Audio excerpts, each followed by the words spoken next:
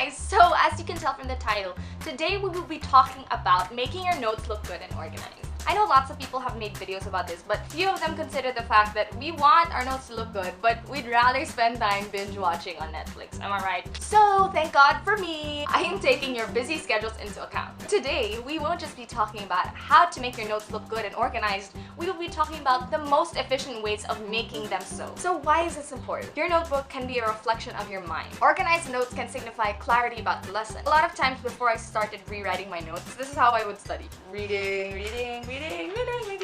Okay, done. But like I wouldn't actually absorb everything that I needed to for the test. A lot of times I don't really get the lesson until I rewrite them in an organized manner. This may be time consuming, but it's really worth it because it helps you understand your lectures.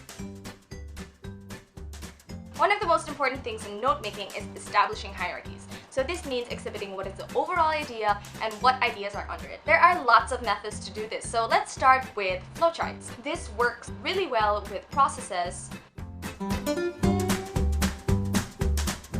with routes.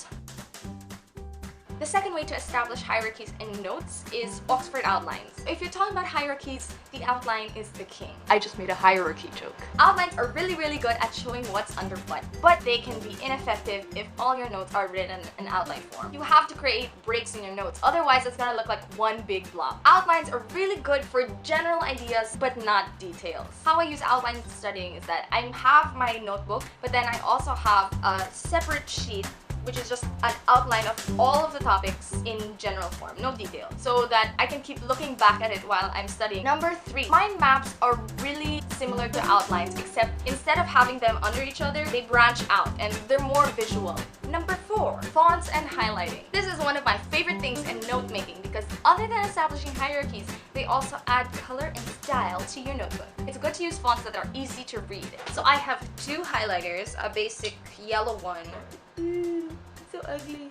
Once you go black, you never go back.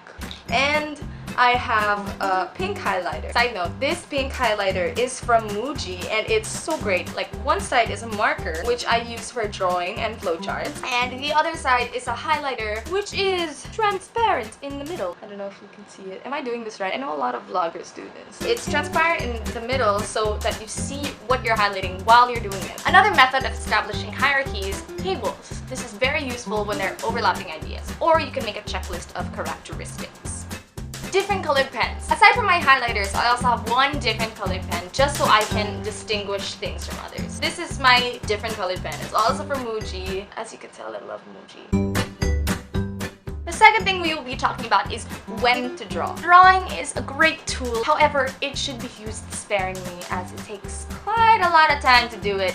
Especially if you're like me and you're really particular about how you want your notes to look. You must know when to do it and when not to do it and what kind of drawing fits what. So when do you draw? Number 1, when you're doing processes. Like I said, processes can be exhibited through a flowchart. This is important especially if it's full of technical words. Like what I did when I was learning photosynthesis is that instead of oxaloacetate, I drew an ox. Just so I would remember that oxaloacetate comes after RUBP, I think. Number 2, draw when learning a new language. What most people do for foreign language classes is to write the translations of the words in English. But a great study tip is to draw the object and label it in the language that you're learning. If not, you would have to think of the object, then think of the English word, then think of the word in the other language. By drawing the object and labeling it in that language, you eliminate a step and go straight to the object in the word of the foreign language. You can also use this when learning scientific names of species. You draw the species and then you write the scientific name at the bottom. Or you can draw any other thing that makes more sense as a drawing than as plain words. Another thing that you can do to help you make your notes look good is to draw jokes and doodles. This makes your notes more personal and it makes studying more fun. I know this may seem like a waste of time, but this does not also make studying more enjoyable. It's also proven that experiencing your lessons in a more personal way helps you remember them more. But most importantly, the primary reason for organizing and beautifying your notes is so that you can get the message better. Therefore, you study better. So do not sacrifice your learning for making your notebook look good. You must know when this is taking too much time that you could actually be spending doing more productive things like actually studying. So that's it for today. I know studying can sometimes be a bore, but I hope today's video will help you find joy in it. After all, having fun learning is more important than getting good grades. See you next time! Subscribe to my channel. Subscribe to my channel. Subscribe to my channel. Subscribe to my channel. Subscribe to my channel. Subscribe to my channel.